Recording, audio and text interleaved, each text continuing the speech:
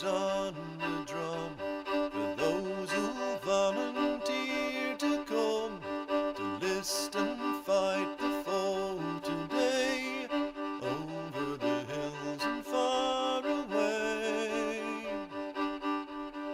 O'er the hills and o'er the main, through Flanders, Portugal and Spain, King George commands and we obey, over the hills and far away.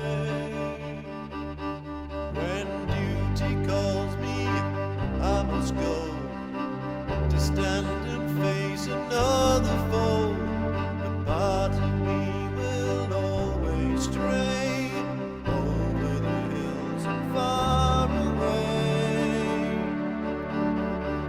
O'er the hills and o'er the main, through Flanders, Portugal and Spain, King George commands and we obey, over the hills and far away.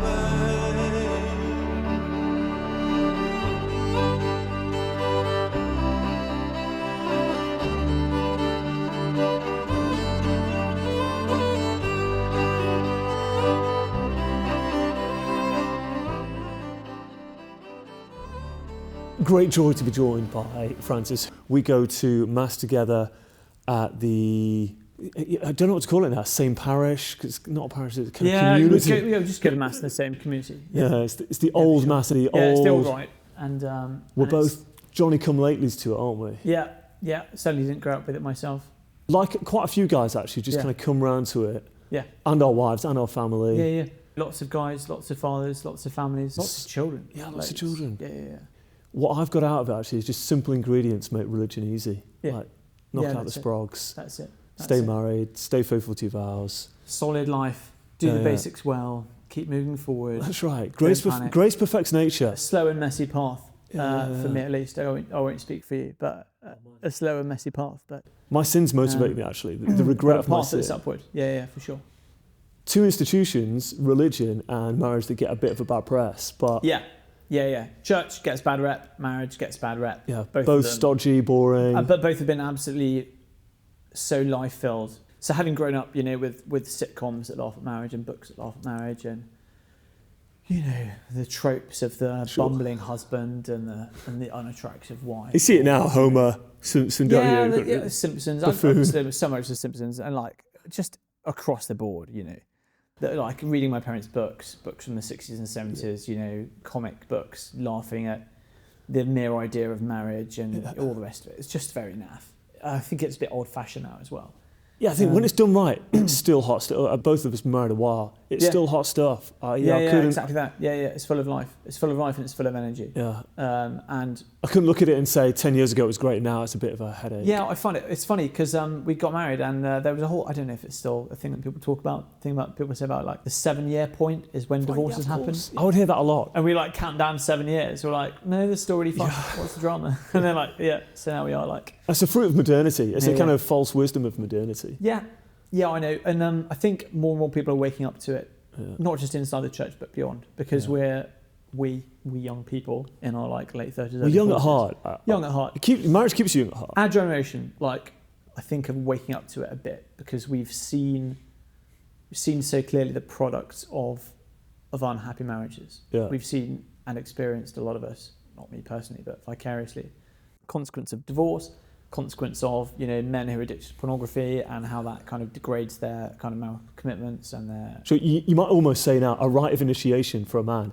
is to get off porn. Yeah, it's like a new rite of initiation. Big time. Yeah. I think a lot of guys feel like they're the only ones who've ever struggled with pornography.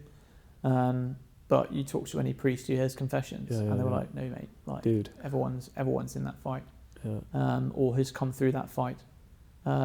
So no one's alone there. It's a whole mission. It's a whole world. No one really likes it. Women, no one benefits. No one wants to marry a porn addict. No one wants to be in a relationship with a undermines porn addict. everything. It undermines so much, and it clouds vision. It clouds view. It separates you from reality. So it's just nothing. There's just nothing good or redeeming about it, literally at all. Get some brotherhood, fellowship. Get to mass, pray the rosary, get to confession, rinse and repeat. and just trust. I'm a big fan of rinse and repeat. Just trust and see how it goes. Also, don't expect things to resolve magically overnight. Like it's a flipping, long, slow path, short of miracles, which do happen. The further one drifts off the path, the harder will be the fight to get back expect up the hard hill. yards. Like the path runs across a ridge, like it's the high ground. Yeah, and if you fall off it, you're falling downhill. It's quite quick and quite easy to fall down the hill. It's quite slow and incremental to get back up again. So I think a lot of people, having seen how I've been in the faith long enough and grown enough years under my belt, a lot of people new to the faith want it to be like completely revolutionary straight away, and they want to be perfect, and that's just not the world that we live in, and that's not even how the faith is designed to work. The entering into faith and the growing and perfecting of one's orientation spiritually and the putting in order of one's life is a slow process. Well, there's the benefit of just a daily prayer life. 100%. You don't always want to do it. Yeah. This is also why marriage is really good. Yeah. So like, my wife is some external accountability to be like just little things like grace before meals, or like maybe doing a bit of evening prayer or things like that. And then children are like whole orders more of accountability, and they are like, Daddy, you've got to say grace, and all the accountability that comes through is good, and it's fruitful, and it's loving, and it's just straightens you out. All those things that we've mentioned and alluded to make for a good soldier. Yeah. So the army is, the armed forces across the board are clearly a traditional institution on the face of it, and therefore can be seen as maybe a bit dusty and old-fashioned in the same way that the church is, in the same way that marriage is. Although the military has the advantage of lots of cutting-edge technology that helps to kind of dispel that notion. But in terms of the essence of it, absolutely, like incredibly natural setting for a Catholic to be working out their life, a life of sacrifice where you're always ready to offer things up, be that small things like not being able to take a day off when you want it, or being sent places when you could really do without being sent places, all the way up to being willing to, lose your life if needs be. All of that is very natural fit for the Catholic spiritual life. But I think it goes deeper than that yet, because the essence, if you try and distill out the essence of what military service is, it's got to be the values.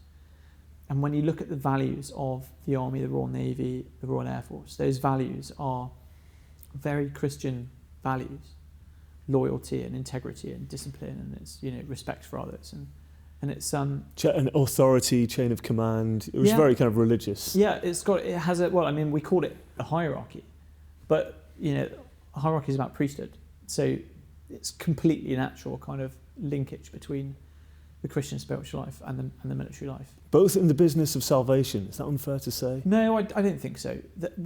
In different ways.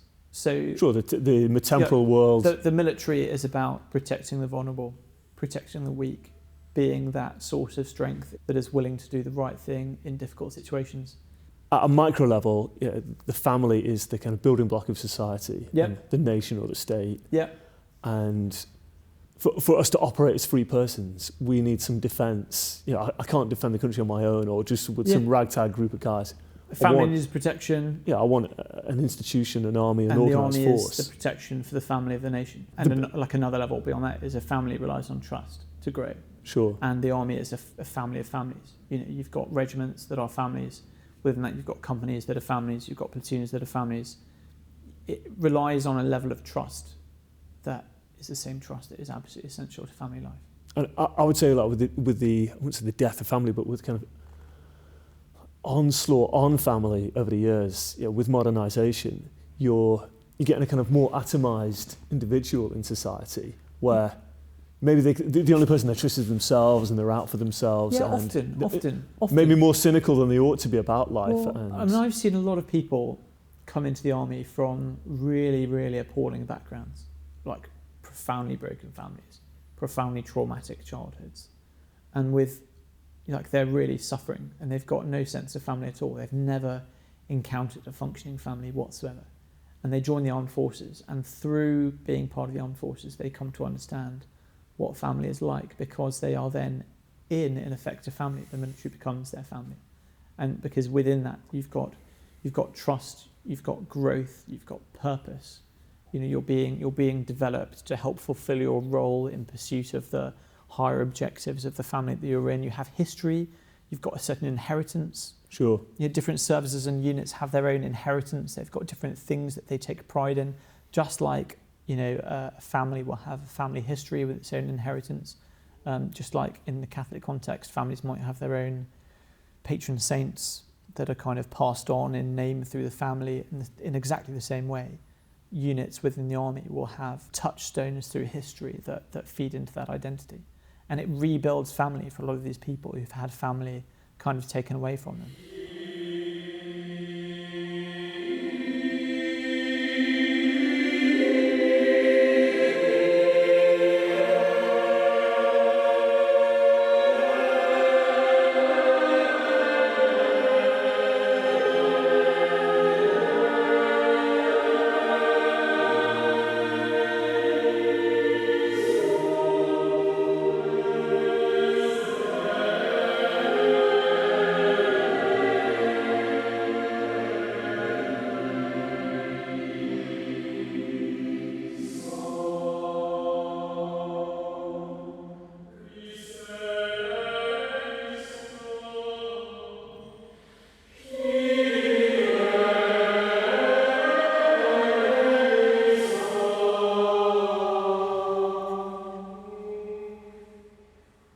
There's a load of Christian tradition that is there if you care to look. I said about the military values.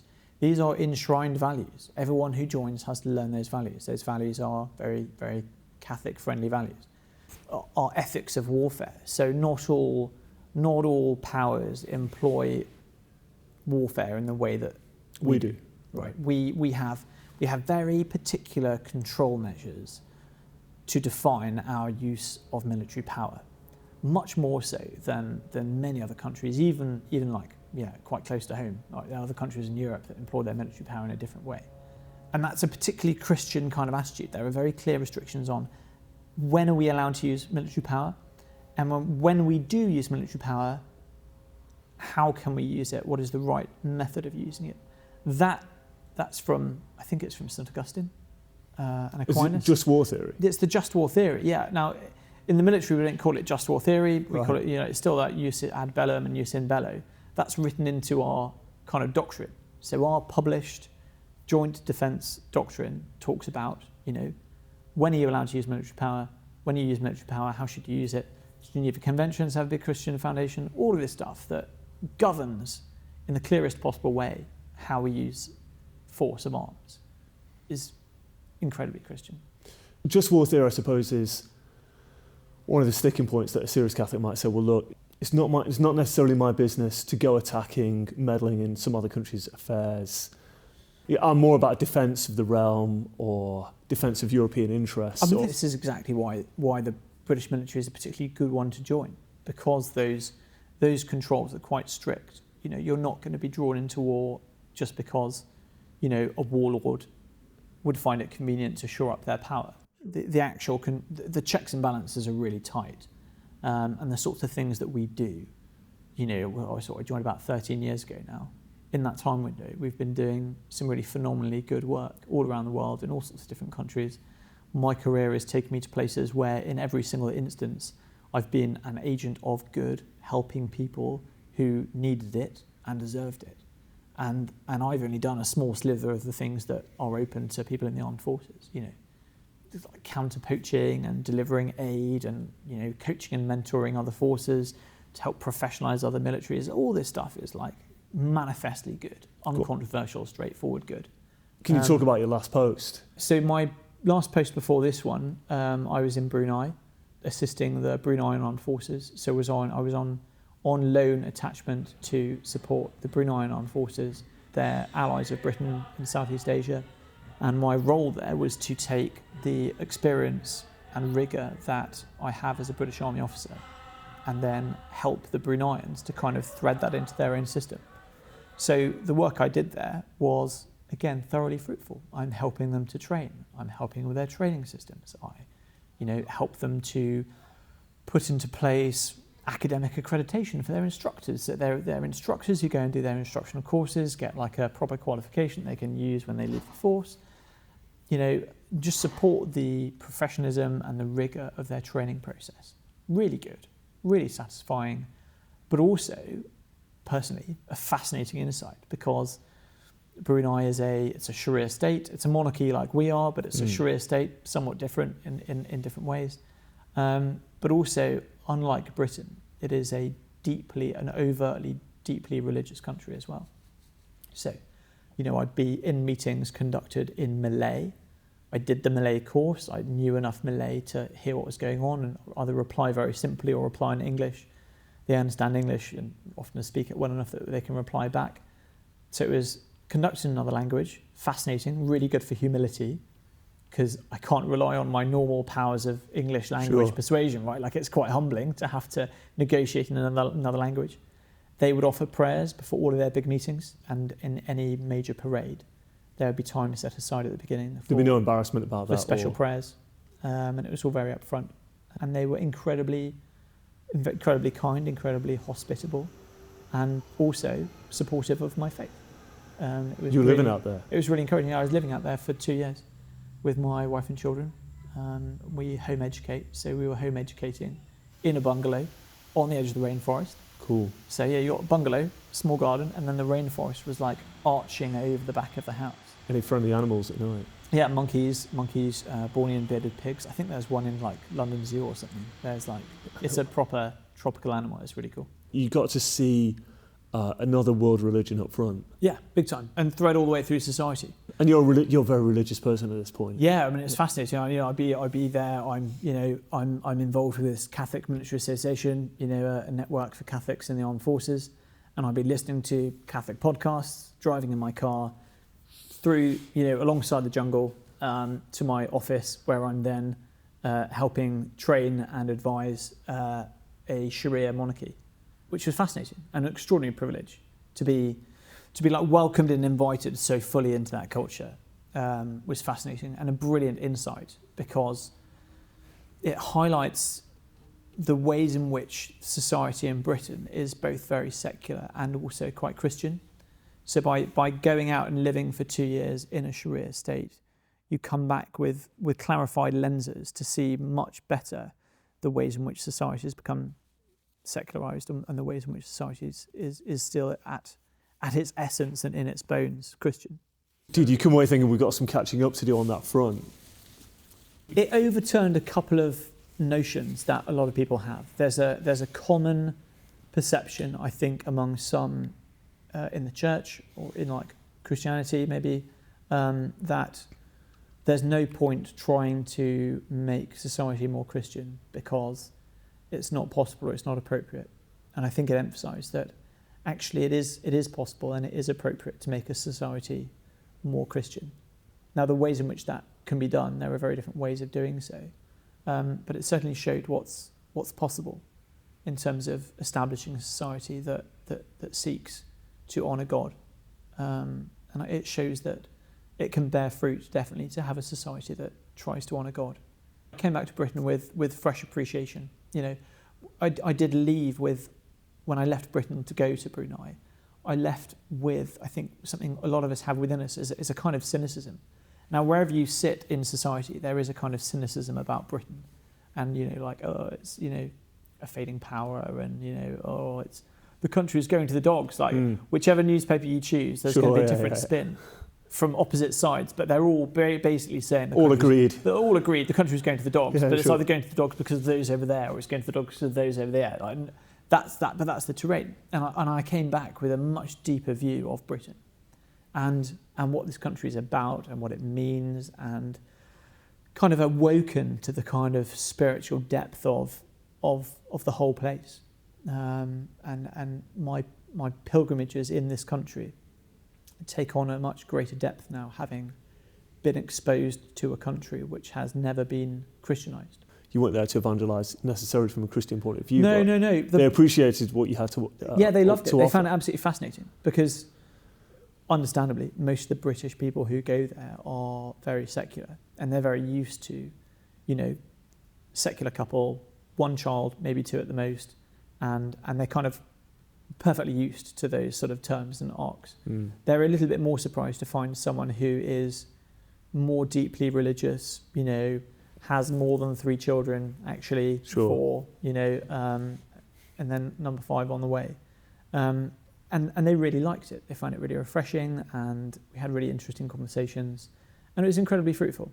And that's not just, it's to Brunei's credit that we're so friendly and so welcoming, but that's a theme across everywhere I've been, definitely. Is it fair to say the Almighty is a big fan of the industrial military complex? In what sense? You're going to flesh that one out a bit. For the Catholic Church to become global, it comes through the Roman Empire. It's Constantine, isn't it, that adopts Christianity? Oh, so yeah. So could you call it the Roman industrial military complex? God works through many avenues, and God chose to work at a particular point in time, after the resurrection, through the Roman Empire, which was absolutely a military industrial complex. Yeah. Well, he could have done it whatever way he liked, but that's the way he chose. That was the muscle and sinew of the Roman Empire, and yet even through that, grace was able to work, and peoples were able to be brought into the faith. Even that. So there's hope for us, right? I see it as you can. Army, the way it operates, religion, how you personally evangelized, how you kind of stay in good Christian order is very similar values and ways. We see the centurion. Yeah. Who knows the mind of Christ best in the Bible? You could argue the centurion. Yeah. It's dramatised in The Chosen and in... Do you ever watch Jesus of Nazareth? The old with Robert Powell. No, I've not seen. That's the best version, I think. It's just too cheesy, The Chosen. I think it's an open question as to whether God worked through the Roman Empire because of it, right. Or worked through the empire despite it. Right. This is an empire that was like... Sure. Immense cruelty. Immensely cruel in every way, even towards people within it, not even just people without it. Like, in some ways, profoundly barbaric, although we call it a civilization. And they were profoundly persecuting the Christians in their domain. And yet, it became the Roman Catholic Church, right? Sure. It became Latin Christendom, made it big right? time. It became the beating heart of Western civilization. But it's the Roman army that has disposed the centurion to understand Christ's ways, because Christ lauds him, doesn't he? He praises him. Yeah. In the Dewey Reams Bible, which I never really knew about until recently, the centurion doesn't see himself worthy enough to go meet Christ in person, so he sends his guys off. Yeah, which is a kind of humility, right?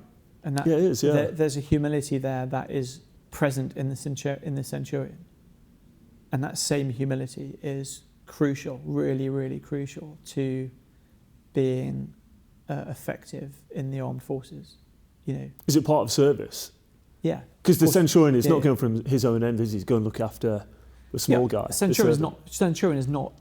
Well, a centurion in his role, all centurions, is an authoritative role, won through brutal experience. Right. It's not a political appointment. It's not some flunky. He is a hard-bitten senior warrant officer who's done a full, solid career and been successful at it. It's an incredibly punchy role. The centurion, the specific centurion in the story, is one of profound humility. And therein, I think we find a model for military life in this year right now. And even despite all the high technology of everything else, it really is about engaging with experience, engaging with real life, soaking up all that hard experience, becoming maybe a little bit hard-bitten and a little bit serious about things, but also having that profound humility, to say, Lord, I am not worthy. I am not worthy. Only say the word. Only say the word. My servant will be healed. Exactly so, yeah. And just to big it up a bit more, Christ praises him. He's not even there. Christ praises him. It's not, Christ meets a lot of people, and says to Mary Magdalene, Get your life in order. Yeah. Stop playing around. That's it. Go and sin no more. I didn't say that to the centurion. Yeah. It's also in the old mass, it's the bit, you don't have to, as a kind of the riffraff at old mass, in the pews, you don't have to join in with the mass, and it's all participation in the new mass. But the old mass, you can sit quietly, say your own prayers. But they do ask, the one bit you do say is the words of the centurion towards it. Wife tells me to my shame. That's it. I think that's a huge answer. You said it 3 times. Exactly so. And I think that really overturns the idea that there's any kind of incompatibility between the Catholic faith and military service is that every single mass we are echoing the words of a centurion, right? And a centurion who was affirmed in his practice. And a centurion is a template for many. And a proper dude, a real alpha guy. Proper guy. And there are loads of military saints from the early Christian period. There are military saints from the Middle Ages. There are military saints right up to today. We've got John Bradburn. So John Bradburn, awesome dude with the red hairband. Yeah. What? No, go on. John Bradburn. Yeah, John Bradburn, who was he was a Gurkha officer. Again, served in the military and then went out to Africa and care for leopards in a way of profound humility. Yeah, he was a Gurkha. And then there's Charles de Foucauld. One of my old man's favourites. Kind of like in his youth, he was kind of wealthy, incredibly wealthy, overweight, drunkard, womanizer, sleeping with prostitutes. He did not have his life in order at all, but had this kind of experience and committed himself to follow the path, and then became a kind of hermit, like an ultra-holy hermit, living in the desert, using his family's wealth and fundraising more widely when that ran out to purchase the freedom of slaves in North Africa. Profoundly holy guy, is now, I think, been declared a saint. I think he's made it over the line now. So. Oh, is he? Yeah. Oh, yeah. That's good news. Yeah, it's phenomenal. So there's loads of cases like that. There's Father Willie Doyle. Yeah, the World War II guy. So yeah, a chaplain of ours in the First World War. So an Irish guy joined the British Army, was a chaplain. Phenomenal bravery under action, despite being in himself like quite a broken individual. Had like mental health struggles and was quite traumatized from being caught in a burning building as a child. So quite like shaky ground. He didn't have abundant, like natural courage. But he just gave everything to Christ. And again, he just kept giving everything to Christ and putting it all in his hands. And ended up being like regarded, he won the military cross, he was written up with the Victoria Cross, he was regarded by one of the big generals as like the bravest person he's ever met. Phenomenal. And it just shows that putting yourself in a military context, provided you do it with humility and you're trying, and you keep retrying whenever you slip off the track, is a really solid environment for cultivating a good life. What, in light of all that, is a soldier then? What is a soldier? So the soldier is a very, very particular and peculiar thing, right? And this goes for soldiers, sailors, and aviators all together. In that you are a category of servant of the state, as kind of civil servant, but you are that particular category that is authorised to employ or support lethal violence overseas. That's the essence of it. And a lot of us are not, in combat roles, but whatever we do, we are all authorised for that lethal violence, and we are all working in support of that. And that's not a bad thing. That's not a bad thing or a challenge. It's the business end of fallen human nature, I suppose, isn't it? You need to kill or be killed. That goes against, in real simple terms, it goes against the Ten Commandments, thou shalt not kill. Well, its implementation is thou shalt not murder.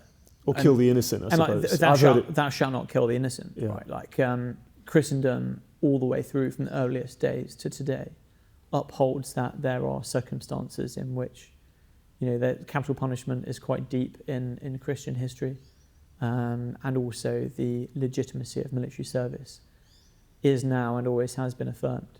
So there's really no scope for saying that Christians ought to be pacifists. There's just no ground for that at all. There might be scope to say one's own particular spirituality is not oriented towards that. Absolutely fine and valid. Sure, it should be a regret to kill your fellow man. Absolutely right, yeah. But it shouldn't be a regret to defend something that's good. Like if something is worth loving, then by definition it's worth fighting for. And you can boil it down to really simple circumstances that illustrate the point. Like, so we're both fathers, we both have wives and children. If someone enters your house to do violence to your family, it is not more morally virtuous to step to one side and refuse to use violence. Absolutely not. It is more morally virtuous to act and to prevent the bad thing from happening. that is completely verified and supported by the Church's teaching, and it's completely built into the structure of the British state. This is why we have an armed force, to protect the innocent and to uphold good. And the Church is absolutely on our side with that. Do you think there's a place for Catholics in special forces where maybe there's more killing, a colder kind of kill? It's a higher level of risk that requires a higher level of willingness to sacrifice, and it requires a higher level of trust, and it also requires fundamentally a kind of joyfulness, actually. Like, it's one of these things that doesn't often come across in pop culture, right? Like, special forces people in pop culture are like flipping the Terminator, whereas actually they're really not. They're actually like just good guys and able to be humorous in hard situations and have a really high threshold for stress. And however you get that high threshold for stress and being a good character is all for the good. And that's I think the Catholic faith, done rightly, can be a really excellent source of that. The flip side of you may have to kill somebody is you may have to die. I think what sets it apart is that in the military, you have to be mentally prepared for it. You really should be mentally prepared for it in a way that is less obvious in civil society. Clearly, for a Catholic, we should all be ready for death all the time. That's why we have confession. That's why we meditate on the cross and so on. But certainly in military life, it's more obvious, definitely. But the willingness to die, it doesn't have to be as like hardcore as all of that. It really is a kind of clarity of understanding, right? Like, we're not made for this. We're not made to be in the world. This is not our home, eternally speaking. This place is a temporary environment for our sanctification. And viewed through that lens, death in any context ought not to be the end of the world. Do you know what I mean? Sure. Yeah, it's literally not the end of the world. Yeah. There are worse things than dying, 100%. This is why I think religion and the army and all of that is just great bedfellows. If you don't really have a religious point of view, or quite atheist, or you can still get it. Dying an ignominious death. Why am I bleeding out here? For some cause, I'm just a soldier, I'm just the smallest guy. There are different ways of getting meaning, and a lot of non-religious soldiers get it through different means, through pride in the military history of the country, through the military traditions of their unit, through pride in their family line. You wouldn't challenge that to the atheist, say that is genuine, all of that is absolutely 100%. A good thing. Yeah, for sure. But to die not believing, to die thinking that is just it, biologically the end, that is difficult. I don't know, people do, right? Like, people do, yeah, sure. Like assisted suicide's a big thing now, isn't it? Like, people literally do. People queue up to die. People buy tickets to go to Switzerland to die. So, but to be a young soldier out in a battlefield and you've still got the hope of the rest of your natural life, that can be challenging. That's difficult. Yeah. And seeing your friends die. But it's challenging for Catholics as well. Sure. You just have to be. Catholicism has within it the mechanisms, the scope to deal with it, the mechanisms to manage and overcome that concern. But the concern is absolutely legitimate. Like, if you're a young person, I'm 37, I'm not that young, so I am at the old end of things now. But I still want to live for my children. I still want to grow old with my wife. I have these selfish desires. Now, if God wills it, winning, great. If God wills it not, then I have to defer to that. And if I find myself bleeding out on a battlefield somewhere, which is improbable as a training and educating specialist, but could happen. Whatever, weapons, long range, it does happen. Then clearly that's God wills it, and then in that moment, that's where you strive for the final perseverance, and you offer your last prayer, spoken or mental, and open yourself up to the grace that gets you over the line. You're part of the Catholic Military Association within the army. Yep. The mere fact the Catholic thinks all these things that we've been discussing, you probably don't have to go out looking for people to join. People just come to you because it's kind of a natural conclusion, though. We don't have to fight to find members. That's for sure. There's a format for it basically. So across Defence, there are people of many different faiths. Those faiths are served partly through the chaplaincy service. So we have chaplains who are employed members of the armed forces who conduct outreach and support to all those of any faith or none. Alongside that, there's a kind of community of networks, kind of like clubs in a way, to support and assist members of the different religions. So there is a Hindu network, there's a Jewish network, sure. There's a Muslim network, there's a Sikh one, and there's a pagan one, and there's us. So Defence has that sort of built into its structure for outreach to people, and there's sort of other networks as well, so neurodiversity and bereaved parents and LGBT and sort of every category really to help people feel included in the workforce. We're not an exception to that. So you have the chaplaincy who are employed to provide that kind of pastoral support to those of all faiths and none. And then those networks that I mentioned are really by serving members for serving members. So people within the armed forces volunteer their time to organise these networks. And actually we've had really good relationships with other ones. So we've worked really well with the Sikh network in particular. They've been really, really helpful, particularly when we were first setting up. While we've covered in some depth already the kind of natural affinity between military life and Catholic life, there is also, as part of the institutional structure of the armed forces, a system for support for us. So, we are working on having Catholic spiritual obligations, so our the mandatory feasts and spiritual practices and no meat on a Friday and all of that, trying to have that codified so that commanders who might not understand the principles of the Catholic faith have access to it in the same way they might do for, say, if they had Islamic soldiers under their command.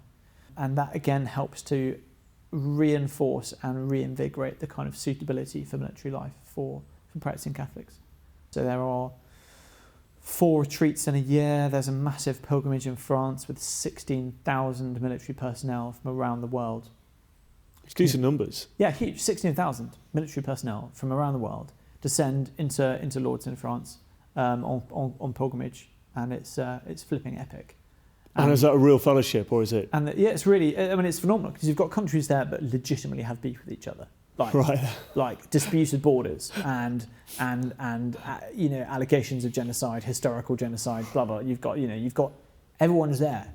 I'm not going to name names, but there are obvious fault lines within Europe and beyond, and they're all going to mass. And there's a fair bit of drinking in the evenings as well. So you've got some of these soldiers are pretty liquored up. And I've been twice now, and I've never seen a fight anywhere among the 16,000.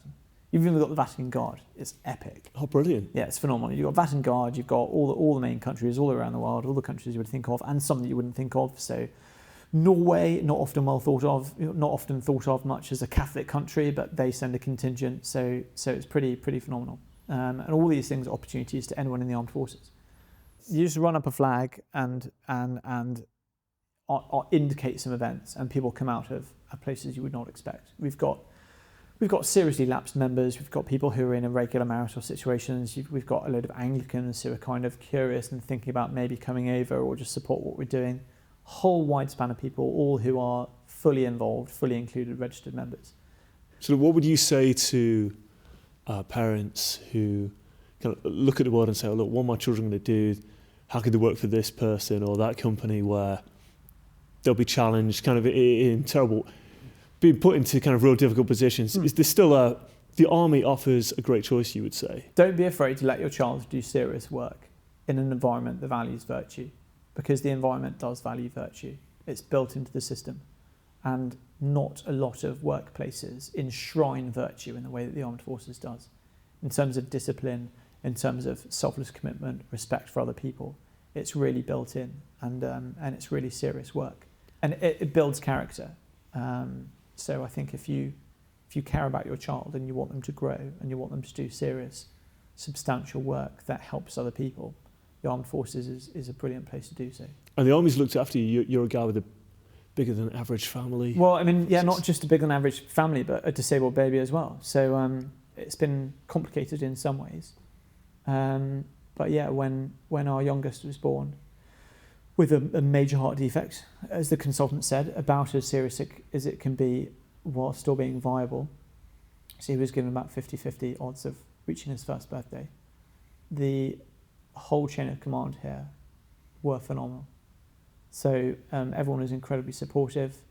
I was given sensible time off to look after my family in the run up to the birth and afterwards. There are structures in place for time off to be present during the surgeries that took place, and everyone treated me with a great deal of compassion and understanding, and that actually continues as well. So we're not through it yet. There's another surgery left to go, but again, that's been taken into account quite sensibly when I've applied for my subsequent posting. So we've got to move job every 2 years. But yeah, where we move to is informed by our family circumstances.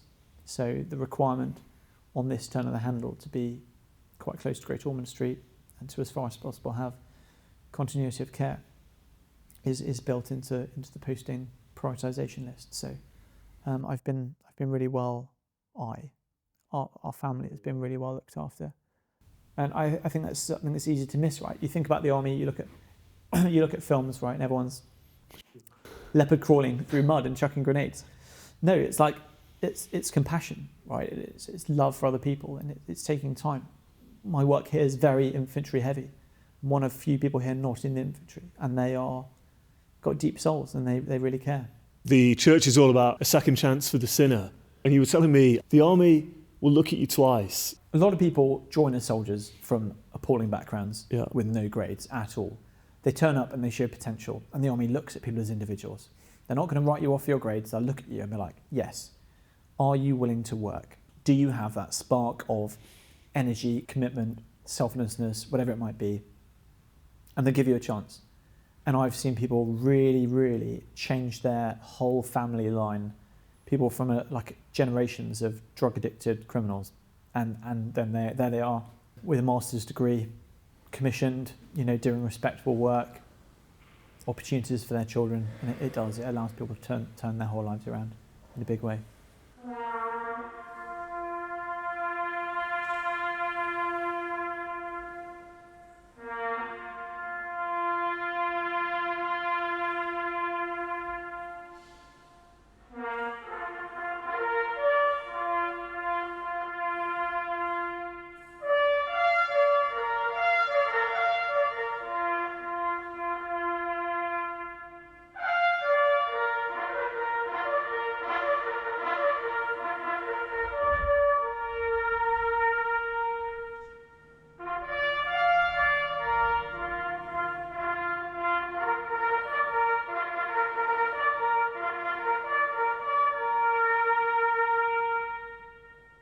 He who eats my flesh and drinks my blood has eternal life, and I will raise him up on the last day.